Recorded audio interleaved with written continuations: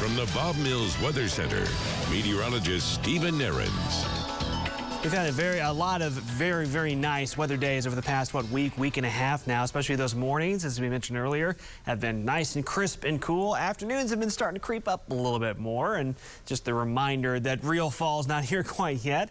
But another nice sunny day as we look from downtown to Gathering Place. Kind of quiet look right now, and it is a beautiful one if you want to be outside. Those temperatures are on the rise, 82 degrees. Dew points are still relatively low, so even as we kind of heat up a little more this afternoon, we don't really have a heat index factor to worry about. That's always good. South winds have been in about that 10 to 15 mile an hour range here over the last few hours. Temperatures area wide, a little warmer to the west. That Pawnee number just dropped off the map. But Pawnee, you're already at about 87, 88 degrees. Same in Stillwater, same in Oklahoma City, McAllister, Wilburton, Poto in the mid 80s and climbing. Low 80s around Muskogee, Tahlequah, Grove. And again, we're going to push the 90-degree mark in quite a few spots today. Relative humidity values starting to drop at or even below 30% in some spots. Thankfully, winds are not all that strong today, especially in southeastern Oklahoma. They're pretty light, but as you're well aware, even with some of the rain that some of us got last week, it has dried out pretty fast. And there actually is a bit of an elevated fire risk today. Thankfully, we do have several chances for rain and storms showing up over the next several days, starting early tomorrow morning. So no rain chances today, but early tomorrow as we get kind of pre-dawn hours and then towards sunrise, at least see a 20 to 30% chance for some widely scattered light showers to develop. It's going to be late Tuesday that severe weather opportunities start to show back up with a little bit of a stronger jet stream flow moving in. So late Tuesday, as early as Tuesday afternoon, but more likely into Tuesday night and carrying over into very early Wednesday morning. There is at least a low-end risk for some severe storms, slightly more organized activity than we've had the past several weeks. So I'll show you how that looks on Future View. Highs today, again, some spots near and east of Tulsa are going to stay in the upper 80s. We'll make a run right about 90 here in Tulsa, out around Pawnee and Stillwater, down to McAllister, Wilburton, about 92 for your high today. So you got a little on the toasty side of things compared to what afternoons were last week.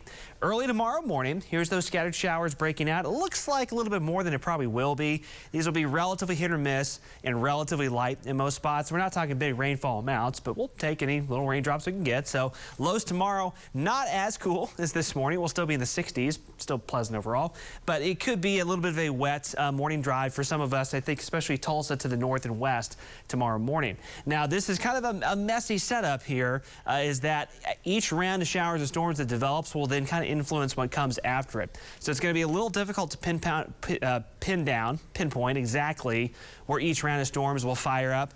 They'll generally drop to the east and southeast, but as we head towards Tuesday afternoon, highs in the 80s, and then really anywhere across central Oklahoma, eastern Oklahoma, a pocket or two of strong to severe thunderstorms will be a possibility, and we'll carry this through Tuesday evening into Tuesday night. You'll notice we'll kind of continue to have some redevelopment through Tuesday night and into early Wednesday morning. Now, the main threats with storms from the latter half of Tuesday and early Wednesday, large hail and damaging winds. There would be a localized flooding threat where the heaviest storms happen. That won't happen in most spots, but there will be at least a little bit of a threat for that. But this is what I mean when I talk about localized heavy rain totals. This rainfall forecast just more so focused on Tuesday and Wednesday, and where you see those yellows and oranges pop up, that'd be an indication of 1 to 2, maybe 1 to 3 inches of rain, but very localized because, right outside where those heavier pockets show up, this light green that you can see in quite a few spots would indicate very low rainfall totals. So it's not going to be probably 100% coverage of rain Tuesday into Wednesday. Some lucky folks will get a good drink of rain and others could only get a little,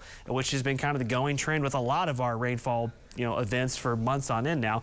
But there are more rain and storm chances to come after Tuesday and Wednesday. So today a little toasty.